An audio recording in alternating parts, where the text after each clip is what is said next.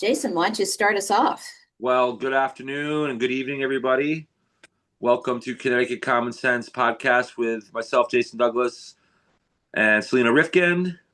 And also, we have a special guest with us today, Pastor Jake Dell from Woodbury, Connecticut. Welcome, Jake. Thank you. Great to be here. It's great to have you. We got a lot to talk about and not a lot of time to do it. So, why don't you start off by telling us a little bit about, where you're from and your connection with Connecticut and what brings you here.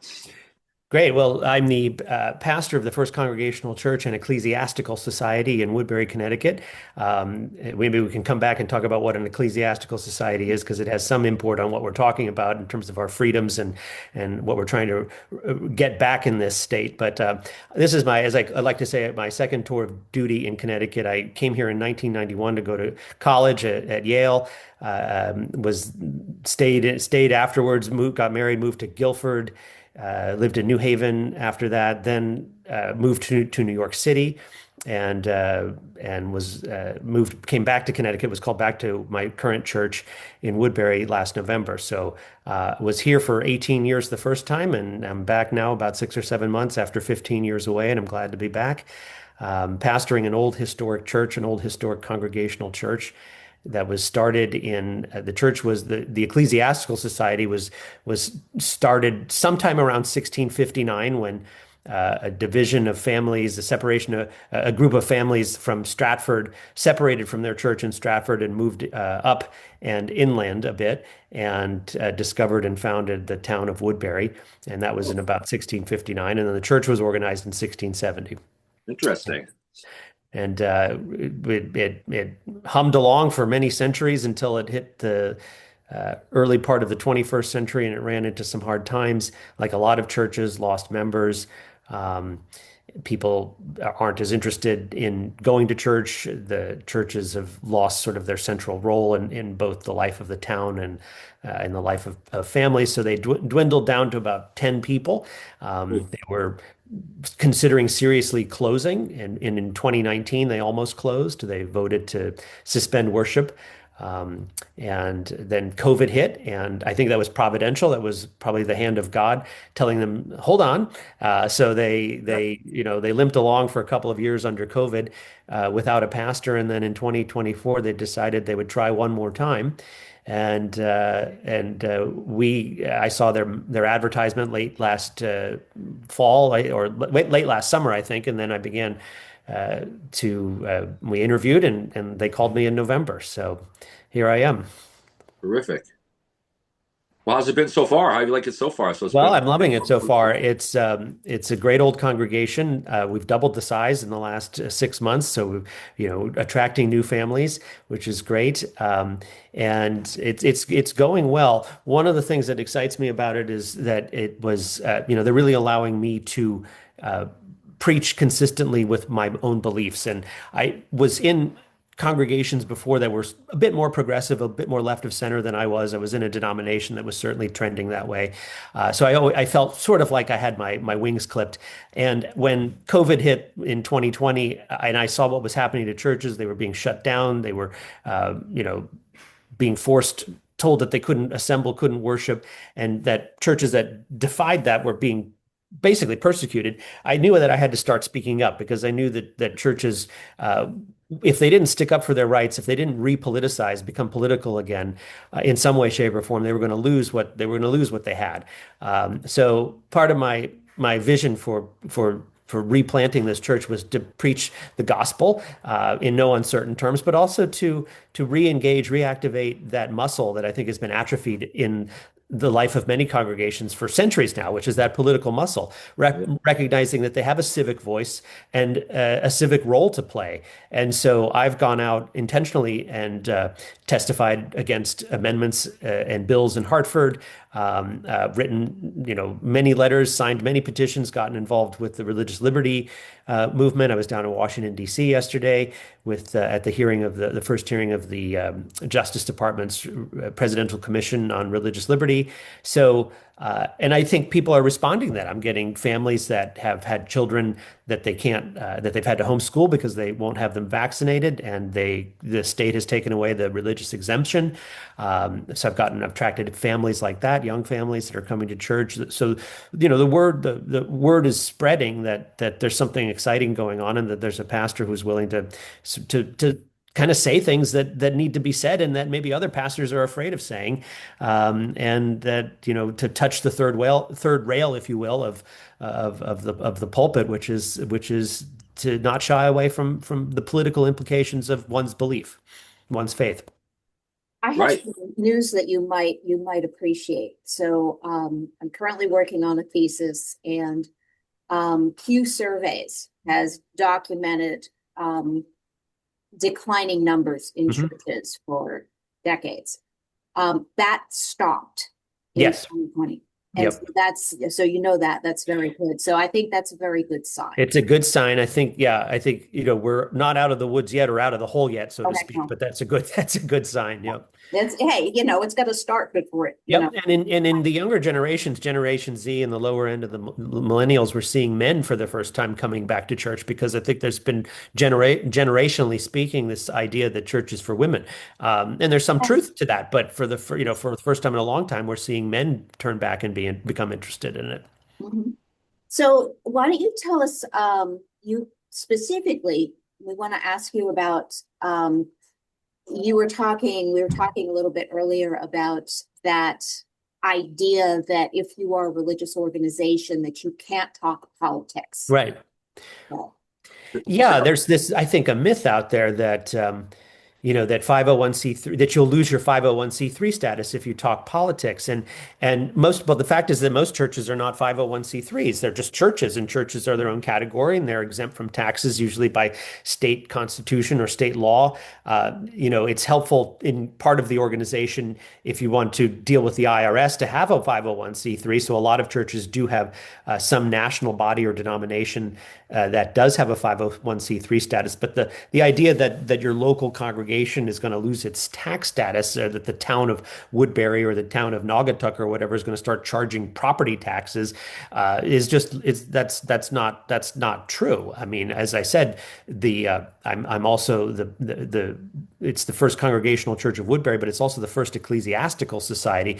What that means, it's an obscure bit of Connecticut history, but what that means is that way, way, way back, the town and the church were one and the same entity. And the colonial legislature gave a charter to these ecclesiastical societies to tax the population, the townsfolk, so that they could have a church and pay a minister. So, it would be an interesting constitutional question to see the town, which was started by the church, turn around and try to start taxing it. So, I would just say to pastors out there that, look, you're not going to lose your tax exempt status if you preach against abortion, or if you preach against same-sex marriage, or if you preach against assisted suicide, or any of the issues that I think pastors are afraid to speak on.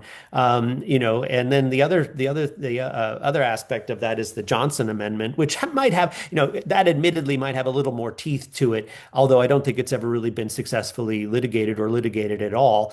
And I think the way the courts have been going the last 10 or 15 years, especially the Supreme Court, it's siding more and more with the free exercise part of religion rather than the separation part. The Congress shall make no law regarding the establishment of religion sets up, two things in tension. One, your right to freely exercise and practice your religion, and then also the right of others to not have a religion imposed on them. And the 20th century was kind of the story of more and more cutting back, scaling back the public role of religion in American life.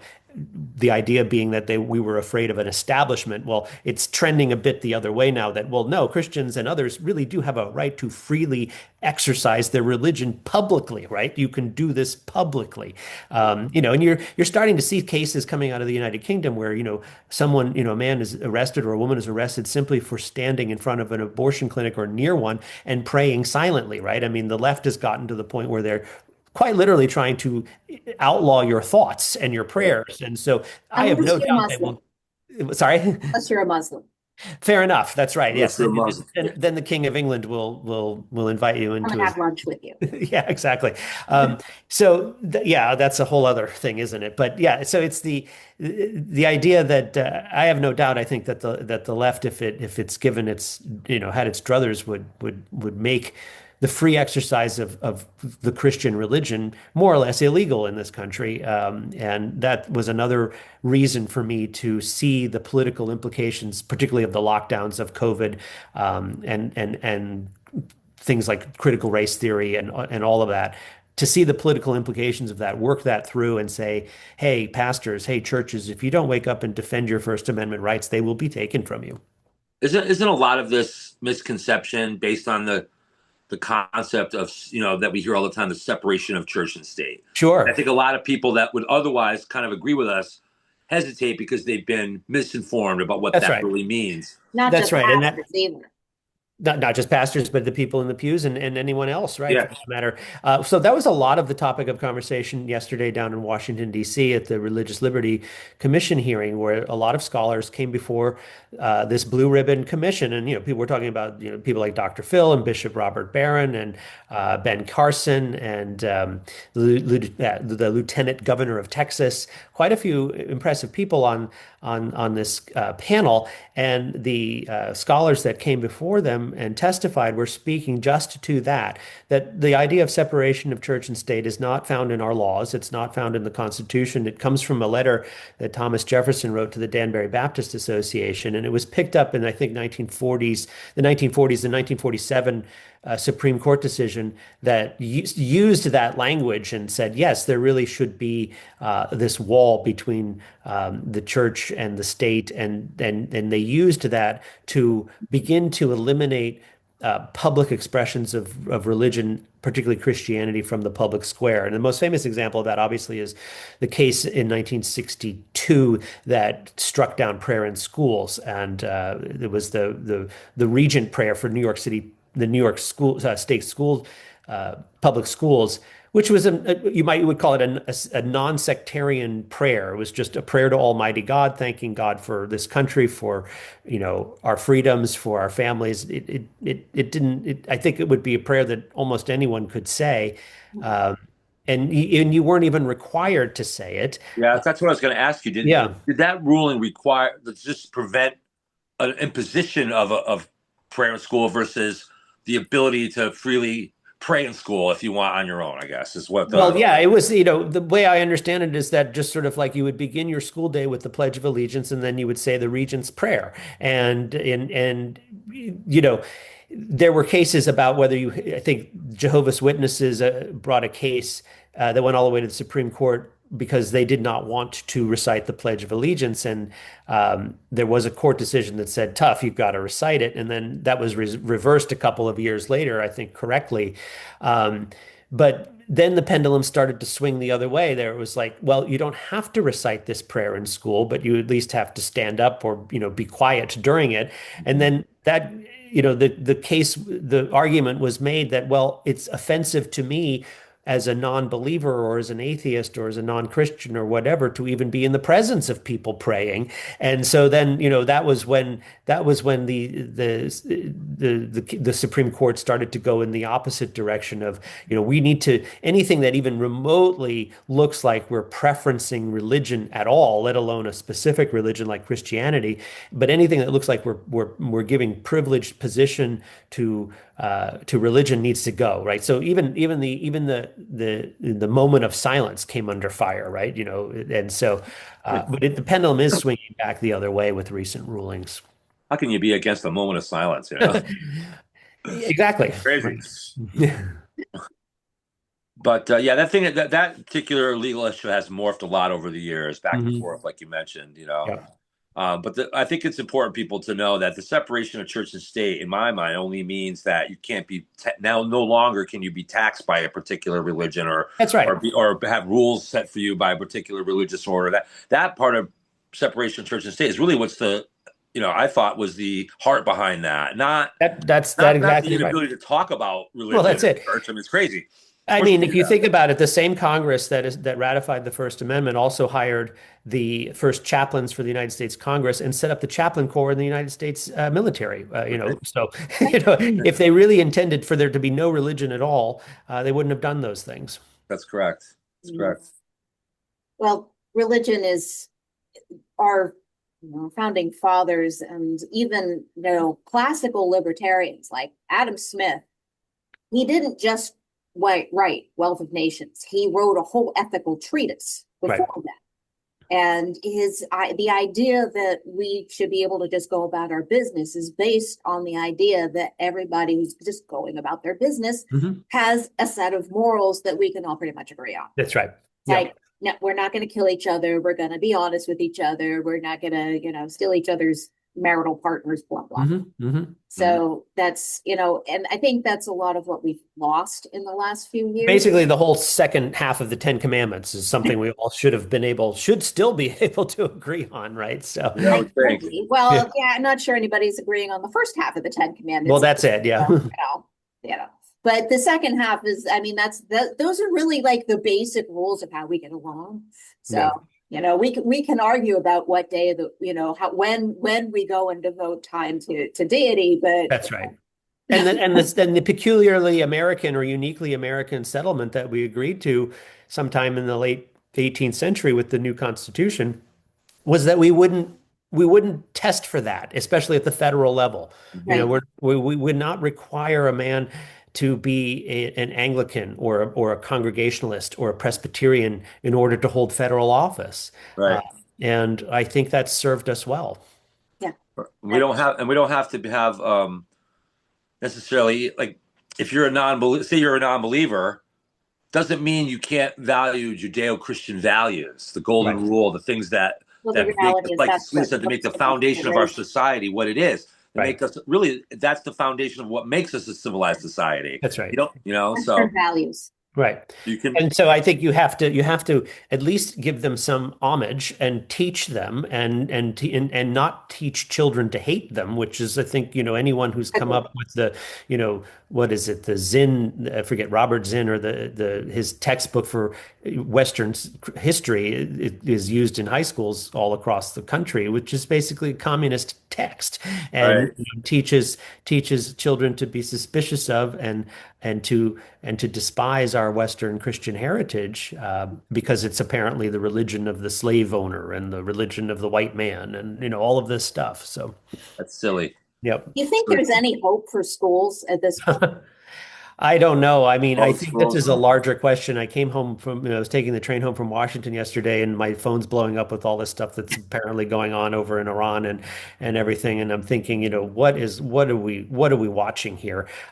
Because it feels like sometimes we take a step forward and then, we get driven 2 or 3 steps back. How do you save the schools? I think this goes back to something I've been thinking a lot about, which is that our whole system is set up on, and we've touched on this, on virtuous participation, right? It means that you have to not only take seriously self-government, but you have to do it in a way that is not self-serving, right? If your whole goal of going into government is to self-deal and line your own pockets, then we're not going to have anything resembling democracy or lowercase r republicanism for forever. We're not going to have that at all. But on the other hand, the flip of that is that I think, and this is more what we've seen in the last 100 years, the American predicament is that we're too busy doing other things, whether we're working or we're watching football or baseball on television, or we're doing our hobbies, or we're doing our yoga classes or exercising. A million and one things that we're doing and that are marketed to us, and our consumeristic culture tells us we need to have or do or buy, none of which are bad in and of themselves, but they once you've done all of that, once you've put in 40, 50, 60 hours a week at your job, and then you've taken whatever recreation time you might have, you're not going to think about going to your local Republican or Democratic town committee meeting. You're not going to think about showing up at the Board of Ed meeting. Forget about even running for those things. We need people to just, act. The whole system assumes that people are watching what's going on. And for the last 100 years, we have not cultivated that. Yeah, and you know what? I think that that's. I don't think this is an act. I think it's by design. And the first thing that you mentioned about the working. Hmm. Now, remember, there was a time 56 years ago when one person could Right. take care of a whole family on a That's right. 40-hour work week, and Right. now we have a lot. Oftentimes, the middle class is squeezed to death That's now, right. where Mhm. sometimes even two incomes is not enough sometimes now, and people working 50, 60 hours. So the economic and practical restraints that are put on families are like you said, keep them out. There's no time to go to your Republican committee or get involved. Right. And that's sad, and I think that has to do with it's sort of a catch-22. It's the very system that is fighting against us that creates the lack of time to get involved. That's right. So we have to urge the people to dig deeper, to go Mhm. to just you know what, there's too much at stake now. You got to find a little time. There's You too know, much at stake, and the other side has done it. The other side has marshaled its forces for the last 50 years and basically my entire lifetime.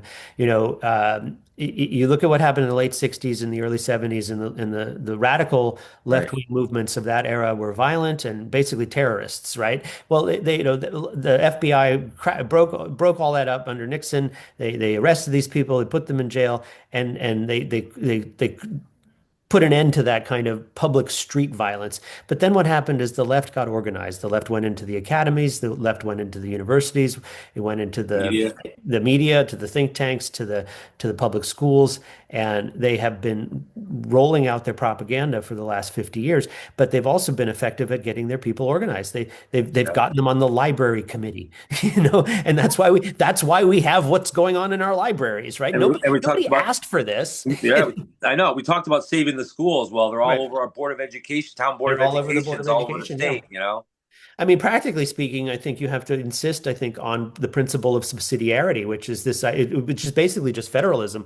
When you watch the federal government take over from the states, it's not like they've legally changed, they haven't changed a single law. Federalism still exists on paper, but the way the federal government exercises so much power is through by all of these transfer payments, by giving money to the states. States can't have a public school system anymore unless they take federal money. Well, if that's true at the state level, how much more true is it at the town level? It seems like it's impossible to have a decent for a town. I suppose if it really got organized and wanted to, it could just organize its own public school and teach its own curriculum.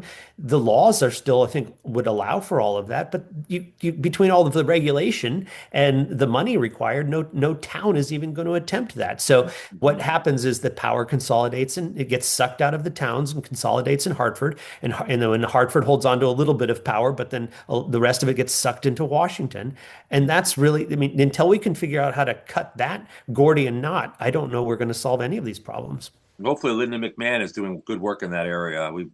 We're hearing that she is, but we'll have to see. Yep. Yep. I'm sure there's a lot going on behind the scenes. I have a question for you. Yeah. So you were talking earlier about the left getting into institutions, and I've been doing a lot of reading on that lately.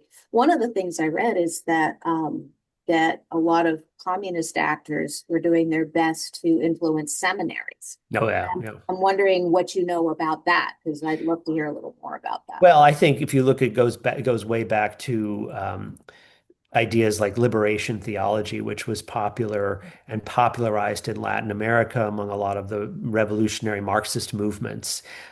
So that goes back at least to the 50s or 60s. Mhm. There's did you ever see the mini series? I guess it was a Netflix series called The Americans. Yeah. Uh, well, it was about the family next door, which turns out to be Soviet spies, right? And I so heard Right. about this. um, and it was very well done, but it was about maybe ran about 5 or 6 seasons, and it, the whole point of the whole point of the show is that these two Soviet spies are sent over, married to each other, husband and wife, and they're just supposed to embed themselves into everyday American suburban culture, which they do. And then their teenage daughter all of a sudden gets religion and wants to become a Christian, and that just they're going crazy Broke them because off. because it's like this is against the official Wasn't Marxist wasn't part of the mission. wasn't part of the mission. So there's a line in there where the main character, the father, says something like he's talking to his control back in Moscow, and he says, "Well, we control all the seminaries and all of the, all of these mission programs. So why don't we get her assigned to something in South America where she'll get basically indoctrinated with liberation theology, with Marxist theology." So, I'm certainly no expert in I could not produce all of the receipts there for you to prove that in no uncertain terms, but you don't have to in many ways if you just look at the history of the development of theology for the last 100 years and how it has moved away from anything recognizably traditional or Christian or Orthodox and moved, embraced theories of higher criticism and deconstruction and all of the Foucaultian, if you will, ideas coming out of Europe and France and Germany, that we know their provenance, we know their origin is in Karl Marx and in anything but an orthodox or traditional understanding of Christianity. Well, if we were to actually take the time and go online and review the principles of Marxism and then compare them to some of the agenda that we see in the far left here in Connecticut, it's amazing how the two kind of click. Well, the two clicks, and Marx's whole premise was that it was that everyone is alienated, right? The Christian is alienated, the Jew is alienated, the proletariat is alienated, even the capitalist is alienated, right? We're all alienated, and only through Marxist liberation will we be liberated from these ideas of class and freed to be our true selves. Well, you find that kind of vocabulary taught all the time in the seminaries, but they won't necessarily use the class struggle, they'll use the sexual struggle or the patriarchal struggle or the gender identification struggle. Or the racial, that was certainly big too. So they swap out the class struggle and replace it with whatever struggle they want to advance their cause. They have more options now. They have a lot of options, right? But of course, I think the whole thing, it doesn't matter which option you're playing at the moment, because the whole point of the whole agenda is to destabilize and subvert the present, the current system, which at this point I think they've effectively done. They've done a good job of it from their point of view. It's disgusting. And they also use word substitutions too. Like when they figured out back in the 30s and 40s, like 50s, that the communism was a toxic word, they just changed it to progressivism. Progressivism, right. And they're doing the same thing with these DEI policies. That's right. They're changing the names of them now to make them change the names. They change, right, exactly. Massive manipulation. Right. Well, and that goes back to this whole idea of language and a lot of some of the work that was done in linguistics in the 60s, where nothing means what you think it means, right? We're going to separate the symbol of the word, the sign, semiotics, from the actual meaning of it. It's like, oh, words are just vocalizations of guttural sounds, right? They don't, and they have any meaning to them, yeah. Just like the CNN reporter saying, there's no violence here. It's a peaceful protest with the car burning in the background, right? That's classic sort of redefinition of it right there, exactly. Yeah, but I think the best example I encountered in seminary was, the anti-racism training that I had to do. And we're talking 15 years before anything that we saw in 2020, right? Can you give me a date? Can you give me a date on one? Well, listen, I think I took that class in 2009. So, and the basic premise of it was, what is racism? You're talking to people who had been brought up thinking racism was a form of basically bigotry or prejudice, like you're prejudging somebody based on an external characteristic that they don't have any control over, right? That's the definition I learned. Yeah. But the new definition, same word, but the new definition was basically being especially a white man. I mean, definitionally was racist. Yeah. And they would talk about the systemic injustice. I mean, this is what we all know this now after the last 5 years, but it was novel back then. How did you react to it?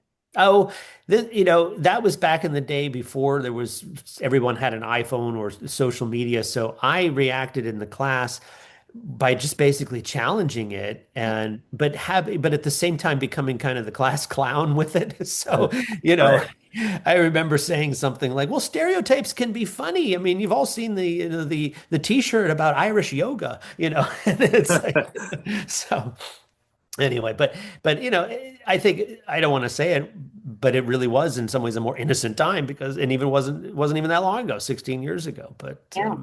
2007 and six seem like very innocent times compared yeah, I to know. now. Mhm. The election of Barack Obama, I think it started going down. Well, and that's that, I always had a sense that he was maybe this kind of Manchurian candidate, but I think I, you're right.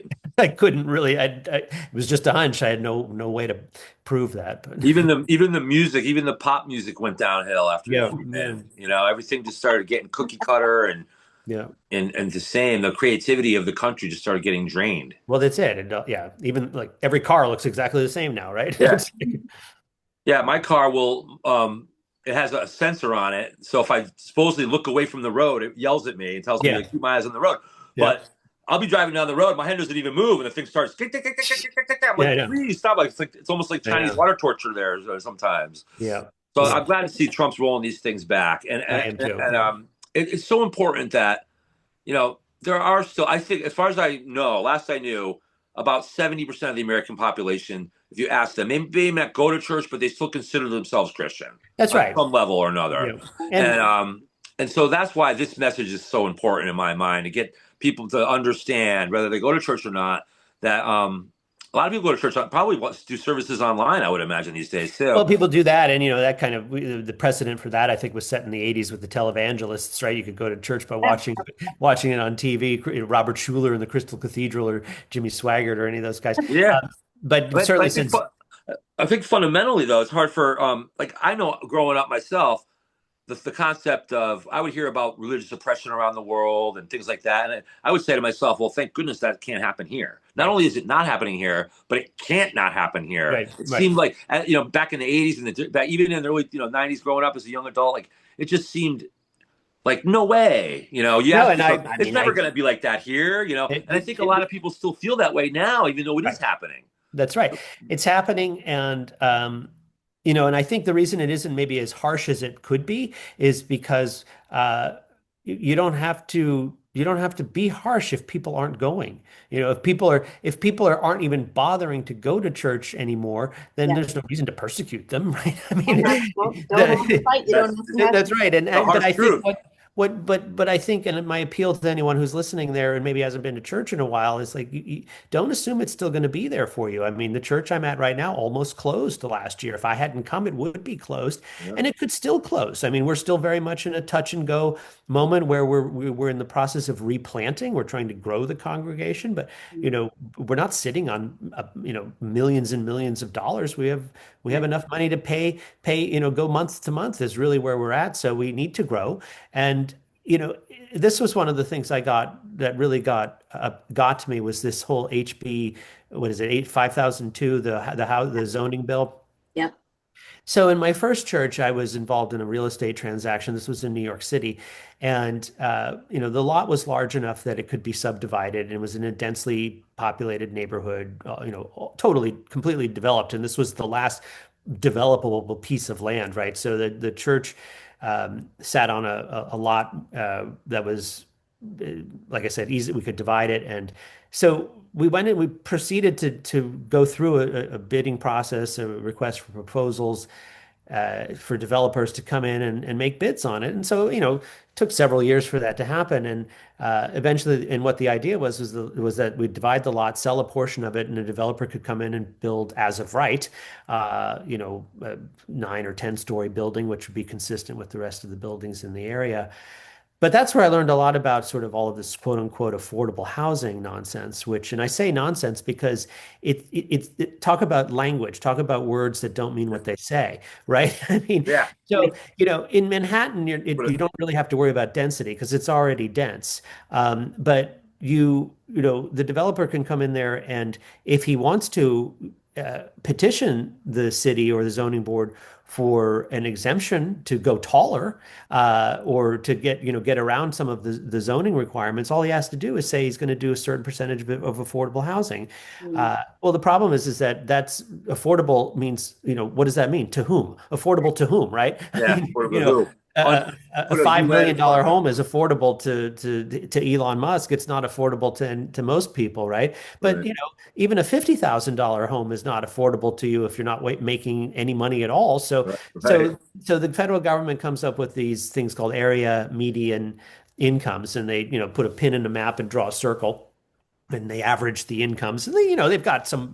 It's more advanced than that. But the point is that if you're in Manhattan and you're drawing a circle, well, Manhattan is so densely populated that you could have super rich people living a quarter of a mile away from pretty poor people. So that drives your area median income up. And then if you draw your circle big enough, as we did, as was done for our case, you're including parts of Westchester County or northern New Jersey. So all of a sudden you're the developer. You say, okay, well, I'm going to rent apartments out at $3,000 or $4,000 a year and call it affordable. And it's Yeah. like Yeah. it's like okay, and it is, relatively speaking, affordable to other apartments in the area, but all Not they've done is practically. all the not practically, and it Yeah. doesn't actually solve the problem of affordability, and it certainly doesn't stop. And this was the big concern. It doesn't stop gentrification. I think it even encourages it in those situations. And and the other thing is that these affordability uh, kickbacks or concessions that are often given, once they expire, those units can go to market rate. So Yeah. um, Right. Right back. So there's all of the stuff that's happening in Connecticut right now is going to be a field day for the developers. And to bring it back to the I churches, think the point. yeah, I think it is the point. To bring it back to the churches, a lot of these churches are landmarked or in historic districts. Yeah. So architecturally, you can't change the outside of them, right? Well, what happens when a congregation when a church closes and a congregation goes defunct? These buildings become white elephants, right? mhm. And nobody wants to buy a church. Go look on Zillow right now, and you'll see there's lots of churches for sale. The idea that other congregations are going to buy them is a myth. So how do you make these white elephant properties attractive to buyers? And that is, well, you pass a law like what they've just passed. Mm. They all of a sudden become attractive to developers who can go in and gut the inside and turn it into 20 or 30 condo units or whatever. And you've completely changed the character of your little quaint New England town at that point.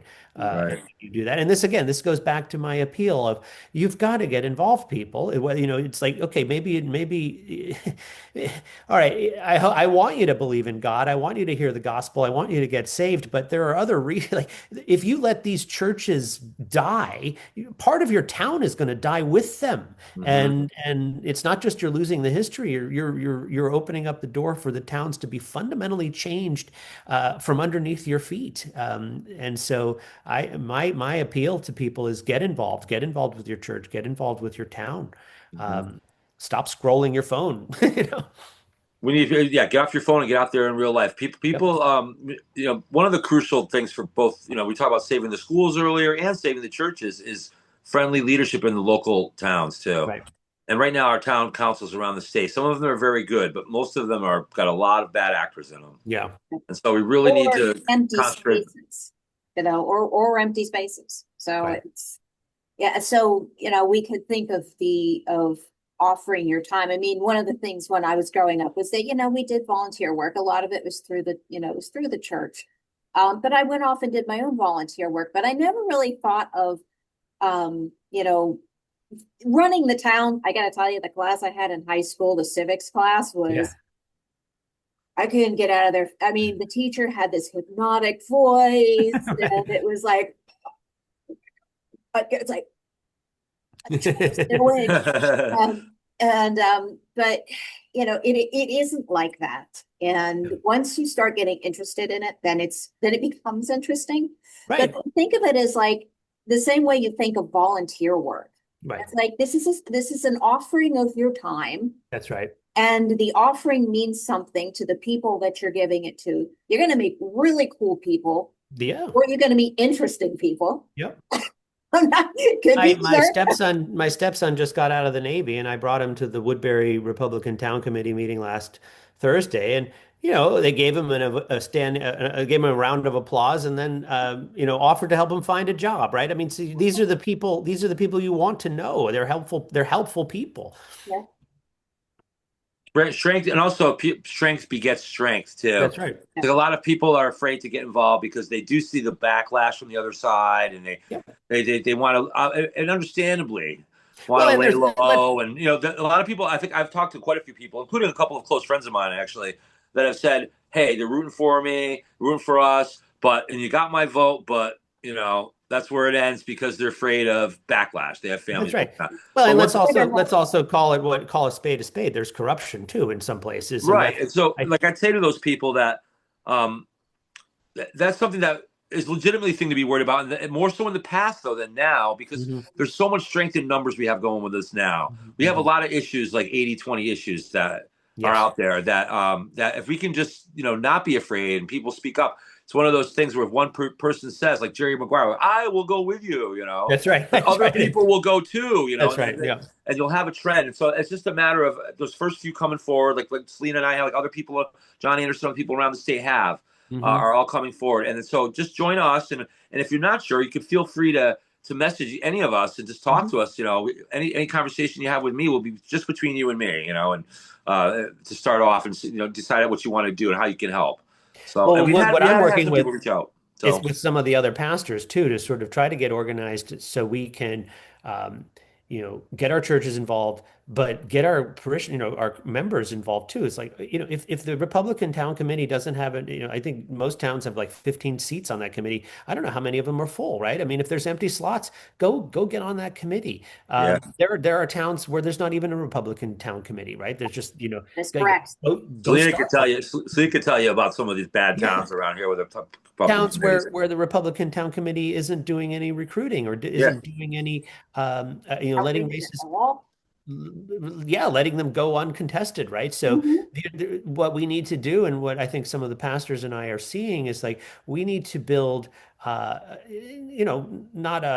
another party. I don't want to do a third party thing, but we need to build kind of a mechanism for finding people who are Yeah, willing, who are solid conservatives who are willing to run for local office, vet yeah, them, and then turn out for them and get them elected. yeah, We're not talking about these are the kinds of elections that happen on a Tuesday in June, right? I mean, yeah, all it takes is 45, 50, 60 people to show up and vote and you can win, yeah. right? I mean, yeah, Right, absolutely. A bunch right. of people from a church and a Mhm. few of the homeschoolers and That's right. some of the gun folks. If you get That's those right. people out, then things get a lot better. First and And Second Amendment, those are I think low hanging fruit. A lot of people in are theory, you'd in think. theory, well, I can see it with the homeschoolers. 4,000 of them showed up there in Hartford. I can see it with the vax mandates. When I was growing up, I think I had 3 vaccinations and then maybe a tetanus shot, right? And so, that's what I thought even when my own children got vaccinated 25, 30 years ago. No, not 30, but 25 years ago. Um, I noticed that they were getting more of them, and I kind of wondered why the pediatrician was pushing one for sexually transmitted diseases when my daughter's 6 months old. But Great. I kind of believed, I just like, okay, fine, you're the doctor. But now when I look at the schedule, it's something like, what did Matt It's Walsh say? 90 shots, not Yeah, 90 different shots, but right. 90 injections. Right. Good And Lord. the part of me is like, how does that? And I'm What? someone who always got the flu shot, right? So, I mean, I just never thought about this. And then all of a sudden I'm thinking that this doesn't sound right. And, No. and then when the parents in my congregation, don't have any, I would sign a religious exemption for them, but they're not even allowed to get those anymore. So Mhm. the when you see an organization like the state or a party like the Democratic Party or a profession like the medical profession or even the ministry, the ordained ministry, when you see it start to act like you cannot question it, that's when you know it's wrong, That's when it's right? time to question it. That's when it's time to question it. That was Right. exactly what Martin Luther did Yeah. with the Protestant Reformation, right? And that's what the patriots in this state and throughout the 13 colonies did when they questioned the authority of the parliament to tax them, right? And so it's funny to me because we fought the Revolutionary War for far less than what we're being oppressed with now. Right, right. And you know what? It's funny because when somebody calls themselves an expert, Hmm. right, at that point, that's when the second opinion has to come in. Well, absolutely. When my son was about 6 years old, he got sent up to he had a high fever. He was really sick and he didn't seem to be shaking, so we brought him to Johnson Memorial. This was years ago, and doctor came in and without even saying 5 words to us, he looked over my son. He said he wanted to give him a spinal tap. He was concerned about meningitis. Okay. Yeah. And I don't know if you know what a spinal tap is, but it's Yeah, a very no, I risky know. procedure, Yeah. especially for a 6-year-old boy.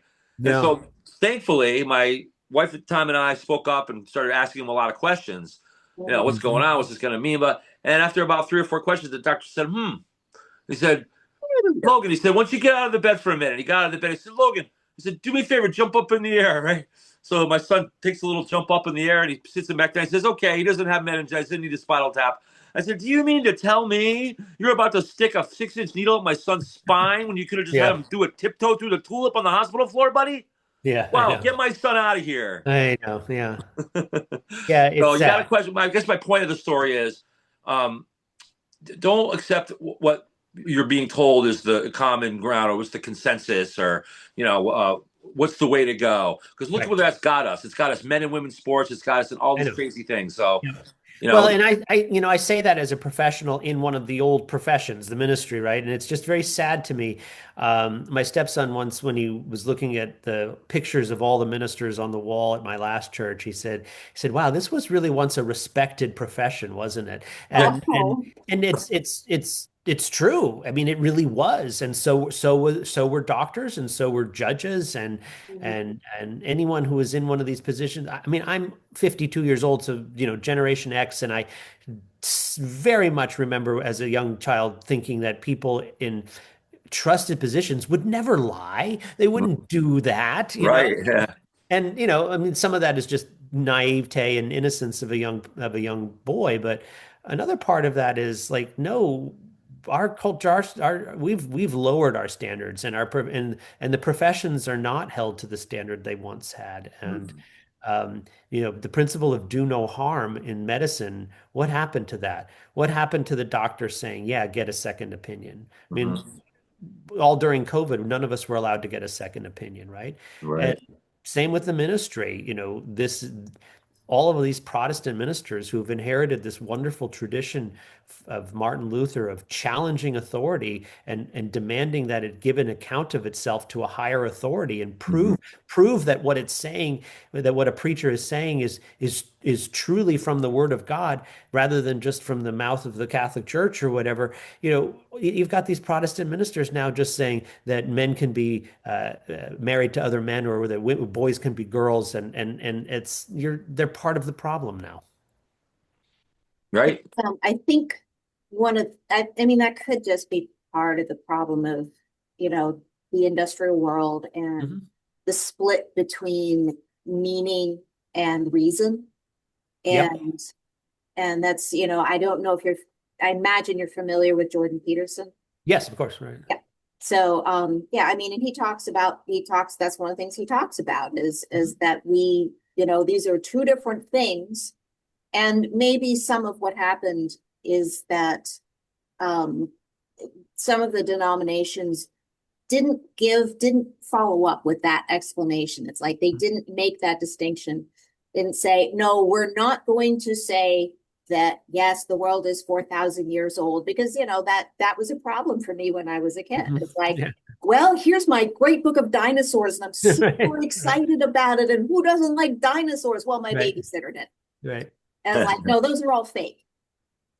That sort of thing. If you're not satisfying the reason in there, That's right. I'm a You have problem. to appeal to man's free will and to his reason, right? I mean, if you're coercing people, uh, even if it's for their own good, I mean, really the only time I think that's justified is parents with children, right? I mean, yeah, once you grow up, once you grow up. and maybe in the military, certainly in the military too, but there's, not too many You've cases agreed where to it in the military. yeah, that's You've true. Yeah, agreed to have somebody tell you what to do for a period of that's right. Yeah. So there's not too many, and yeah, obviously a prisoner. Other than that, I mean, it's a criminal, a convicted criminal. But time. so, but that's the point is that, we have these freedoms, but we have to act like free men and women. We have to take that Yes. responsibility Freedom on. comes with responsibility. And if we don't do that, then in very subtle ways, it will be taken from us. And, I think we're well down that path right now. Yeah. Agreed. More than I ever imagined we would be Yeah. in America, especially here in Connecticut. Mm. Like the idea, like we talked about with the COVID earlier, where if they kept those package stores open, so if you wanted to go get a bottle of I Bacardi know. or a bottle of tequila, you could do that. But to go That's to right. church, forget about it. No, and Kind I of know. messages that send. You couldn't, yeah, and they couldn't even. I think I was living in New York City at that time, and of course the gyms were closed, but then they were even cracking down on people exercising in the park. Yeah, that was ridiculous. But you could drink in the park. I mean, you could go and people were doing that. They would go and have like picnics, and it's like, okay. That entire period, especially between March and the end of that summer of 2020, was just a head scratcher for me. I Well, just one of couldn't. the things that really became clear to me, and I guess this was part of helped me in my political reawakening, was that when I moved out of New York City and I moved up to Dutchess County in New York State is politically, I would say at this point, purple, but historically has been fairly red. And so they had an elected sheriff who was, solid Republican conservative. And that made all the difference in terms of what got enforced and what got looked over. And you just didn't have to worry about anyone banging down your door. You didn't have to worry about, especially when that last wave, well, I guess it was Omicron or something, went through, and the governor tried to lock everything down again.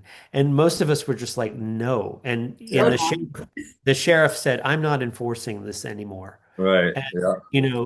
when I realized that, and then when you look at the political map of this country and it's divided by, when it's broken down to the county level, that's really where you see it. All of those red counties with those elected sheriffs, with the elected law enforcement, that is a bulwark. And you come to Connecticut and, well, what did we get rid of? Wow, we got rid of our counties. Yeah. That's And fair. Yeah. so we have no, I guess we don't have sheriffs and, no, no, do we have any elected law enforcement in no, this state? I don't know. no, Yeah. we do not. Roland So, got rid of that. The so, theory was it was corrupt. uh-huh. Don't know how true that is.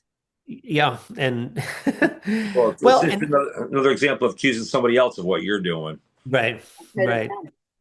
So what I saw there was the importance of these mediating governments, whether it's county between town and state, and that principle of subsidiarity, the importance of elected law enforcement, but all of that presupposes that you've got active, involved citizens.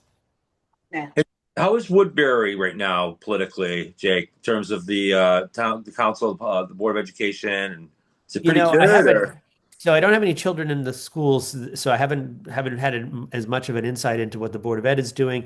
I've been to the Republican Town Committee meetings twice now. My sense is that, I mean, what I understand is it's a historically Republican town and still is. We don't, seem to have too much in the way of a lot of nonsense going on here, but it could, it could probably go either way at this point, and you know, I'd like to see I'd like to see the conservatives, the Republicans get more involved and really start to, demand more of the party, of the state GOP and get more organized to stop what's happening in Hartford. Yeah, we're trying to make a push to get Ben Proto voted out. The Mhm. election's in less than a week, so it's not going to be Oh, then at the easy to. convention, right? Yeah, it's not going to be easy to do, but we're going to work the phones and try to at least create a splash. Like chances, if we don't do anything, he'll probably get elected, if not unanimously, at Running least. unopposed. Yeah, he's See, running unopposed. He's running unopposed, but which means, and we've been able to. Honestly, it makes me sad, but we've been able to find nobody willing to run against him. However, I'm putting my own name out there Good. just so there'll be somebody. Right, Even exactly. if I lose, So I've actually got the cell phone numbers of quite a few of the community members. We're gonna be calling them over the next 2 or 3 days and see if we can create a little phone revolution. I doubt it's gonna work, but at least if it creates, if there's somebody on the ticket opposing him, and even if he only gets 15 or 20 votes or something, at least it's something. Yeah. And I Yeah. have a feeling that no matter, really, honestly, anybody who puts their name out there is going to get about 15 or 20 votes minimum. That's without any work. Yeah. Because there are a lot of Republicans in the committee that have had it with Ben Proto, and they think a lot like we do, actually. Right. And they want to see change, but they think they're one of the only ones, though. And so I'm trying to reconcile my mind. Maybe you can help me with this. We have a situation where many of the issues that we're facing in Connecticut are really 60-40 or even 80-20 issues where people with common sense are going to take the right side, the MAGA side, essentially. Mhm. But at the same time, on that algorithm, we also have all these supposedly 80, 60, 80% of the people that are afraid to speak up. They think they're outnumbered. And how do we reconcile this sort of mathematical error?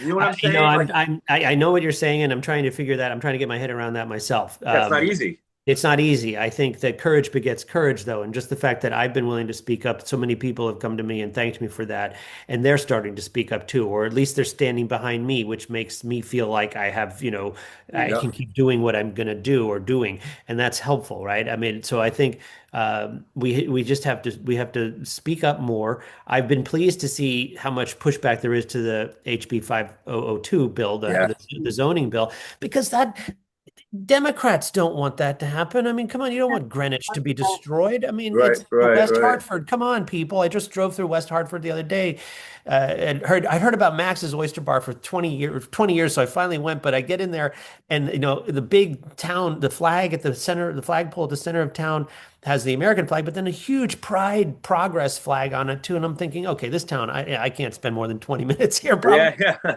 But I'm driving around it and I'm thinking these people don't want their town destroyed by developers. Wake up, right? And so I mean Yeah. how does that I mean that bill was pushed by a group called YIMBY, Yes in My Backyard, and another one called Desegregate Connecticut, which is it's like you might as well just put Marxist in your name right there, right? I mean, Right. because that has got to be a bill that's driven by the radical left wing of the party and developers. Hmm.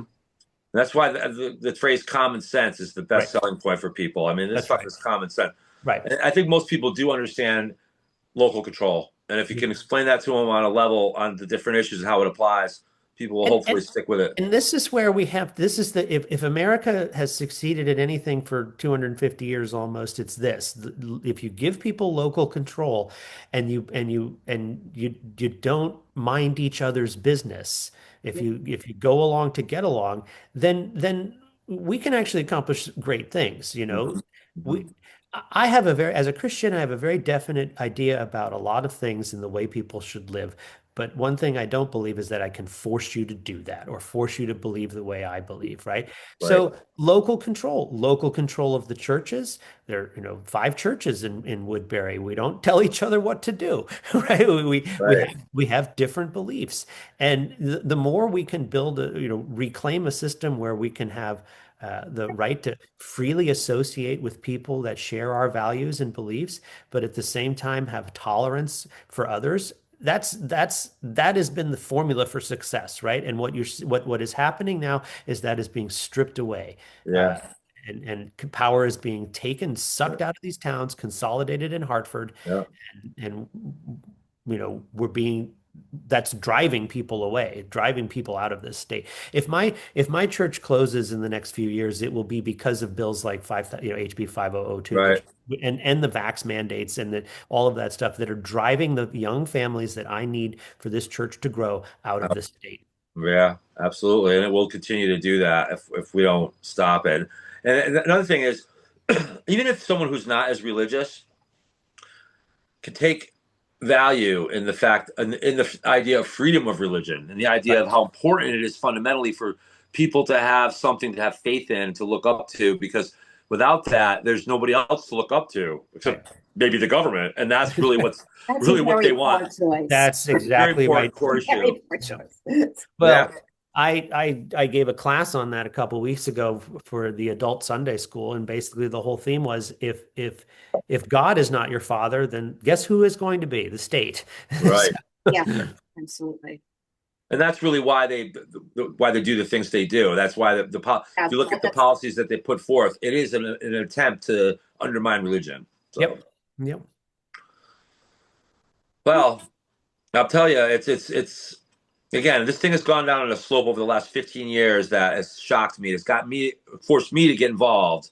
Mhm. Whereas I've always been an observer of politics in Connecticut and a voter, until really last fall when I saw, I began to see what was happening and Mhm.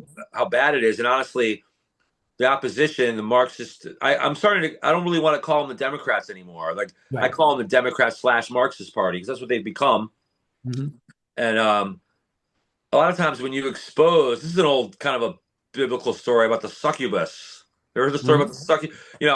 Presents themselves as these, caring people that care about the small people and want the Mhm. poor to have their fair share. And that's the selling point of socialism, is it not? Oh, it's That's not right. fair that the rich have all the money and you don't. Right. Let's make it even. Let's make it fair. When really anybody who thinks it through knows that no large organization can ever do that effectively, Right. well, simply because of human nature, right? fantastic. So, like I always say, like socialism works in like Cinderella, right? Where there's a Right. little Right. village with a nice little king, and they love the people, and you know, but that's a fairy tale, right? That's not real That's right. life. So That's it right. doesn't, and so they know that a strong middle class is their worst opponent. So people Right. don't realize that through world history, the middle class was nothing but maybe 5% of the 10% of the population that would go around and sell goods around. They would go around little carriages and sell goods. They were called merchants. And that Yep. was all the middle class was. The rest of it was you either were a peasant or you were a lord. That was Mhm. it. The Mhm. United States came along and created for the first time in the history of the world a strong, vibrant middle class. Exactly. If you look at what the Yep. policies they're doing in Connecticut are, Jake, am I right? They're all a war against the middle class. If you think about, Pretty hey, much. Yep. how does this affect a normal American family, a Right. Connecticut family? It's all a war against that. So that's why everybody needs to step in, volunteer, and get involved. And if you can't get involved physically, if you're older and you don't have the time, if you have constraints, then you can use your communication skills to get other people involved, to That's right. speak the word. And understand this is not just a normal election cycle where we're just going to get them in the next election. There's No. way more at stake than that. No, we have 18 months, not even to get to make to stop what's going to happen. Yeah, and if we really want to make reform, we have about 5 months to get local elections going. So That's right. I'm encouraging people to go to their local town council meetings, get involved, bring people with you, bring friends and family that are concerned with you. Don't show up by yourself because they're gonna just kick you out and probably tell you something bad about you or whatever. Show up with people with you, and make noise in the local elections Oh, too. So. that goes back to something you asked earlier about how do we get people to change and how do we get people to speak up and where do we find that courage? And I do think courage begets courage. If one person does it, other people will follow. But the other thing is we all just have to get a little bit, we have to get over ourselves on some level. We have to be able to say, I'm going to speak my mind and you can call me names and if but that says more about you than it does me, right? Right. I mean, how many times can you get called a racist? How many times can you get called a homophobe or a transphobe or a sexist or a fascist or whatever they're going to call you, right? I mean, at some point we have to remember what we were taught as kids: sticks and stones may break my bones, but names can never hurt me, right? And that's Right. that's how they have held power over us. They're bullies and they've intimidated us and they've called us names and we've just gotten quiet and retired to our corners and look, I know there's some real consequences, particularly, I've certainly suffered for speaking my mind in the pulpit, and not everybody's going to like you, and if they're in a position to, if they have to pay your salary and they don't want to hear what you're preaching anymore, they might stop paying your salary. I get it, Right. and so but then you find a church or you find something that wants to hear what you have to say. You find your own people. When you can stop cowering in the corner, when you can face your fear and come out from the corner and come out from under the darkness and stand in the light and speak your mind, then you're a free man, then you're a free woman, and that's what God calls us to be, and that's what this country was designed to allow us to do. So, we have, if you're not going to do it now, when are you going to do it, right? If not now, when? It'll be if you people wait too much longer, it'll be too late because It'll we're be too running out of late. time to fix It'll be things. too late. And Yep. it's funny that adage you just brought up, that old adage that my mom told me. I think most of our moms told us: "Sticks and stones will break my bones, but names will never hurt me." That is a line that must make far left pundits cringe Yeah. because it's the truth, and it Yep. flies in the face of their lie. And the That's truth right. is, a name can't hurt you. It Right. really cannot hurt you. You stand strong to it, and especially when you're right. That's And right. common sense conservative principles are right. Hmm. So, Absolutely. Yep. well, it's really been a pleasure having you here. Well, I thank mean, you. I've enjoyed it. Yeah. you've been a great guest, and you have so much to say. And I urge other people with religious backgrounds that are involved with their church to, if you haven't been going to church, come on back. Attend your church services. They're great. They're educational. I've been to many in the past. I myself probably should start going a little bit more. Come on back. Yeah. Well, um, we're at First Congregational Church in Woodbury, 10 a.m. on Sundays. So yeah, and all are welcome too, right, Jake? You all don't are have to be. welcome. You Yep. don't have to be a devout worshiper or No, believer. Maybe you're not sure. Maybe you're struggling with your belief, or maybe that's you right. just want to hear what's being said. And I would urge anyone who has a pulpit in a church around here in Connecticut to do so. Don't be afraid to talk about the issues that are happening That's here. right. Our country Your was founded congregations, on, in the days congregations will thank you. Yeah. yeah, in the days before we had telephones and internet and things like that, the church wasn't it? That was the way that you got these You pretty issues much. out. You. You Yeah. know that they had what they called the soapbox. You could stand up in the town Yep. square on a soapbox and start getting issues, but it was done in church too. Yep. There's nothing wrong with speaking it out. Um, you know, churches also don't tell each other what to do. So some churches That's are right. gonna, open up to gay marriage. Others will That's not. right. That's right. And that's what the freedom of choice is about. Some bars allow smoking and some don't, right? They used Well, at to. least it used to be that way. That's right. Yeah. So, Yep. freedom of choice is really the core principle of what makes America great, and that's Yep. what hopefully we can all come out and start using our side needs to use any venue we can. This podcast, radio, gatherings, church services, Hmm. what it takes to bring together common sense, bring the people of Connecticut together, and get this bad leadership out. So, Amen. That's right. Well, Lena, you got any thoughts? Any other thoughts? no, this all sounds really good, and come out and be in a group of people that Mhm. share your values.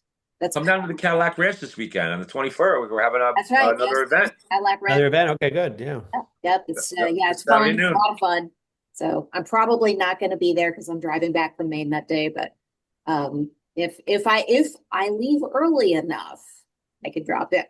What time Great. is it? It starts at noon and it goes till it's noon to 3, but then it's open after that for Yeah, dinner. noon to 3 on the bridge because it's a Yep. bridge over 84. Right. Okay. It's Yeah. actually it's tons of fun because we put out the flag. They Yeah. put out the flags and Yeah. you stand there and the trucks beep at you and it's a hoot. And it's sometimes you get people coming by across the bridge that swear at you, but Yeah.